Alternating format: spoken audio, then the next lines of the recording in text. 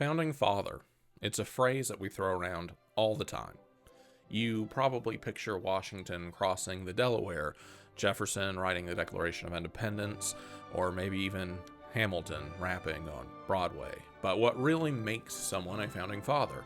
Is it signing a document, leading an army, writing a constitution, or does the label tell us more about what we want to believe about our country's origins than what actually happened? In this video, we'll explore who gets counted as a founding father, why that matters, and how the definition has evolved and been contested over time.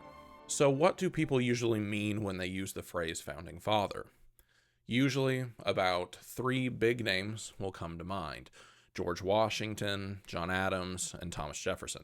Three more quickly follow that original trio with figures like Benjamin Franklin, James Madison, and, thanks to Lin-Manuel Miranda, Alexander Hamilton. Beyond that, the average American might struggle to put up some more candidates for the title, but if they had a good history teacher at some point in their life, maybe they would put forward some players like Patrick Henry, John Hancock, or Paul Revere. Before we get too deep into the discussion about who fits the bill, let's take a look at where the phrase comes from. Surprisingly, it's a fairly recent invention, with the first recorded use of the phrase being in a 1916 speech that future President Warren G. Harding delivered at the Republican National Convention. In that speech, Harding uses the phrase founding fathers to evoke a sense of stolid, unchanging American ideals. For context, this is how he used it. The essentials of constructive government and attending progress are abiding and unchanging.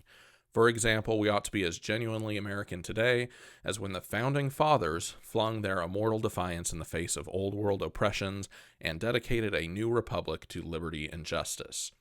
We ought to be as prepared for defense as Washington urged amid the anxieties of our national beginning, and Grant confirmed amid the calm reflections of Union restored. Harding would use the phrase several more times in his political career, including in his own 1921 inaugural address, where he used it to both place himself among the near mythological figures of the American past and to contribute to that same mythologization. Standing in this presence, mindful of the solemnity of this occasion, feeling the emotions which no one may know until he senses the great weight of responsibility for himself, I must utter my belief in the divine inspiration of the founding fathers. Members of the generation that contributed to the American Revolution and the subsequent nation-building process had been referred to as fathers, founders, patriots, and various other phrases for decades, but Harding seems to have introduced a nice, neat, alliterative phrase that stuck in the public consciousness. And while the phrase has stuck, no strict definition has ever been commonly agreed upon. The first scholarly work that seems to use the phrase is a work by Kenneth Umbright in 1941 called Founding Fathers, Men Who Shaped Our Tradition. Umbright put forward 6 names: Washington, Adams, Jefferson, Hancock, Samuel Adams, and Patrick Henry.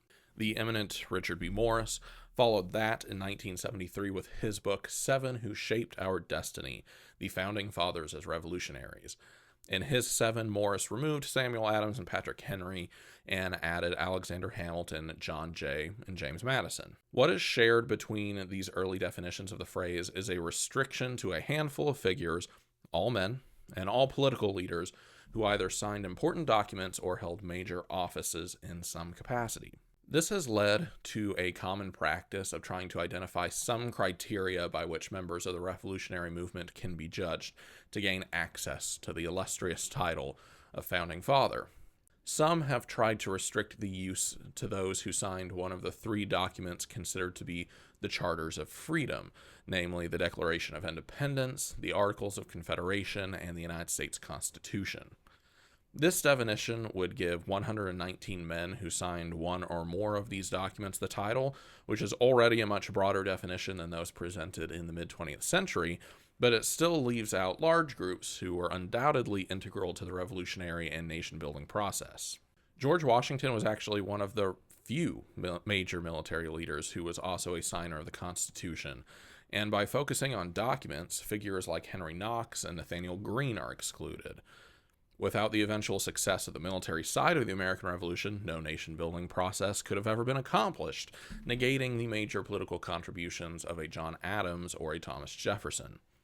Now, examples abound of others who made major contributions without ever putting their signatures on a piece of paper.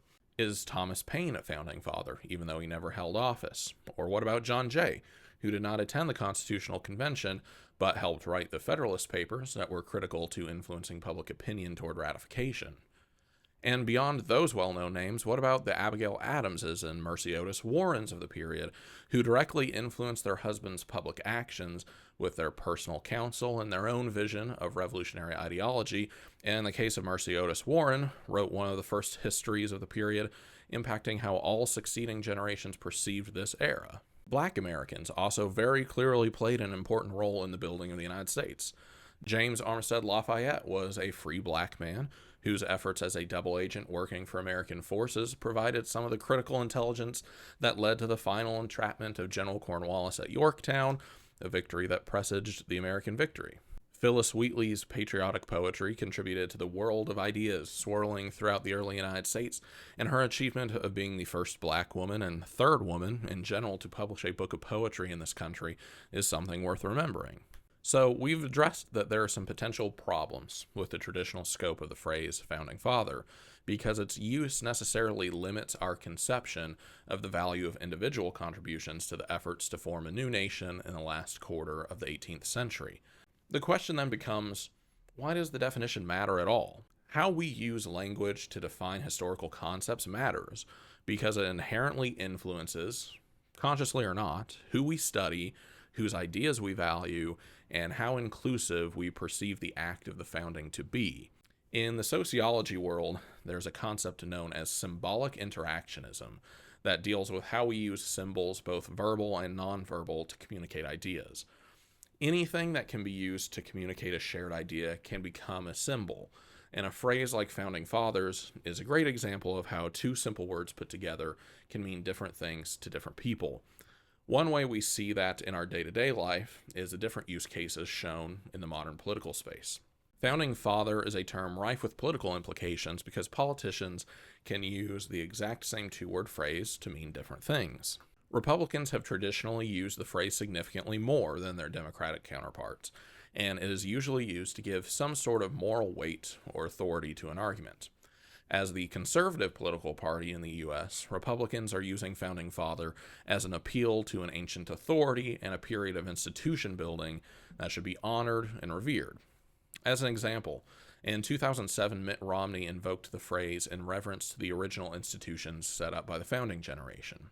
It was in Philadelphia that our founding fathers defined a revolutionary vision of liberty, grounded on self-evident truths about the equality of all and the inalienable rights with which each is endowed by his Creator.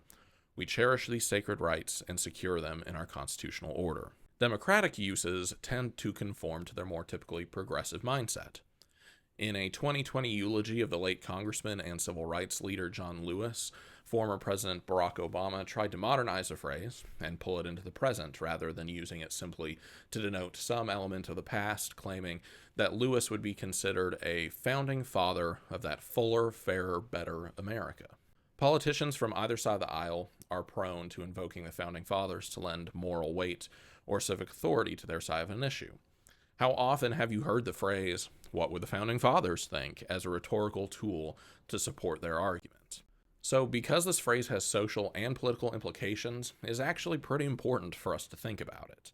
If the phrase does only bring to mind images of a handful of elite men, it shapes our understanding of the most important period of American history from the top down.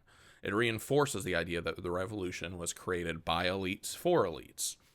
If our understanding is broader, and it includes soldiers, poets, farmers, forgotten thinkers, then America's founding becomes something shared and ongoing, making the American Revolution an ongoing project rather than a defined moment in the past.